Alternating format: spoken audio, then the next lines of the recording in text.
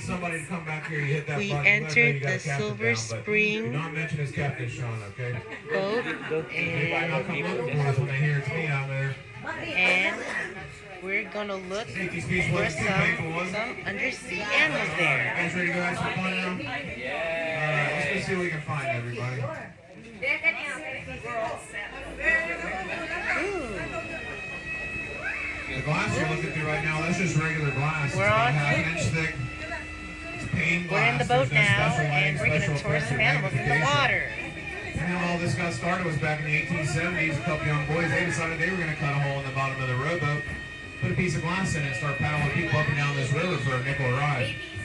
A couple years after that, it became commercial, and 147 years later, here we are. We're still doing it today. Millions of people from around the world have been on these world famous glass bottom boats, and it's certainly my honor to have you guys today. Over the years, there was a whole lot of things that were filmed here along the Silver River. There was over 200 movies, television shows, commercials, and documentaries filmed here. So the first spring I'm going to take you to, they named it the Spring of Stars, and they named it that just to pay a little tribute to all the movie stars that's worked here over the years. People such as James Dean, Jerry Lewis, Jane Russell, Burt Reynolds, Tom Cruise, Lloyd Bridges, they've all worked here. And we can't leave out Olympic gold medalist Johnny Weissmuller. He played Tarzan in those first 6 Tarzan movies. All 6 of those were filmed here along the Silver River. The first spring I'm going to take you to, they named it the Spring of Stars. I'll go through depths throughout the trip. Yeah, it's probably about 14 feet right here. This is Atafara, Cassandra, Olivia, and Karini.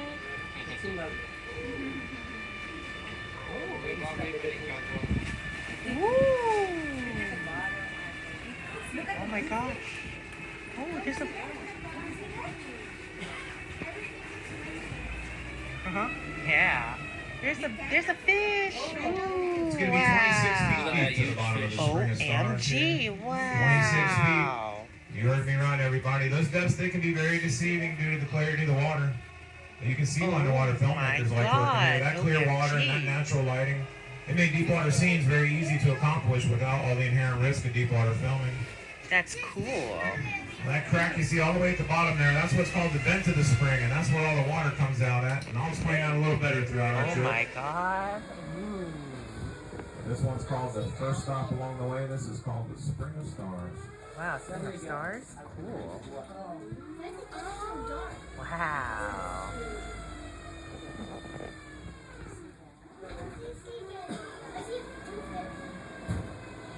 Now the next location I'm going to bring you to is an actual movie set. What is it? Some of y'all might remember that 1950s cult classic, The Creature from the Black Lagoon.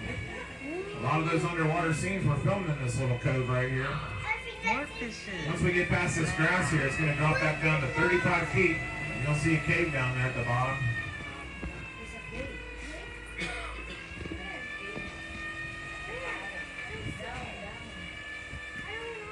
That cave, it was considered the creature's home. I see the cave, I see the cave.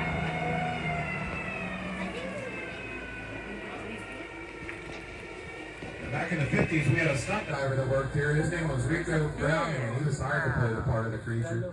He was hired for a couple different reasons, and one of those reasons is that he could hold his breath up to 4 minutes. So they didn't want any bubbles in the scenes from scuba diving equipment, so Rico would take a big deep breath. He'd swim 35 feet down into that cave you see beneath us, wearing a full costume. He'd wait for that director's cue and then swim on out. They filmed those underwater creature scenes right here. Another reason that Rico was hired is that he could fit into that costume they'd already made prior to filming, so he literally fit the role. That's pretty bad, right? You know they require us to tell 3 bad jokes per tour, so stand by.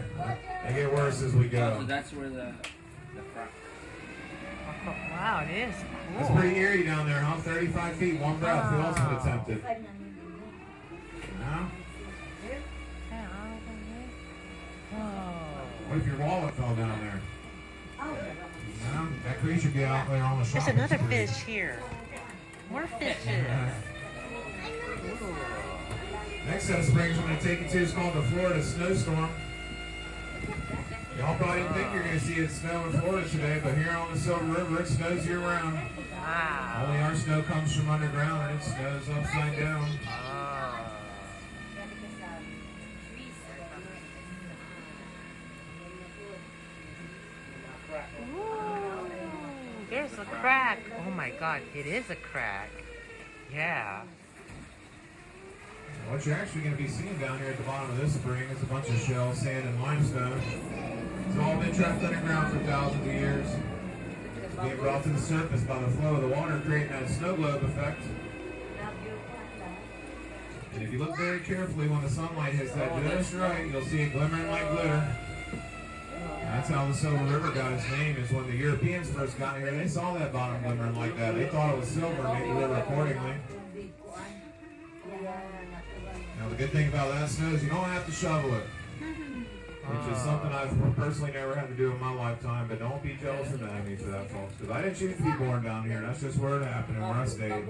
It's a Florida lifestyle, not much snow shoveling going on. It's like snow. Right there, that's a real good visual indicator of what's happening here at these springs, because that water's so clear. If you don't see anything coming out of them, you don't realize how much water's rushing out of them. Which raises the question, where's all the water coming from? Well, all this water, it starts as rainwater and it comes down to the earth. It gets filtered down through the sand and the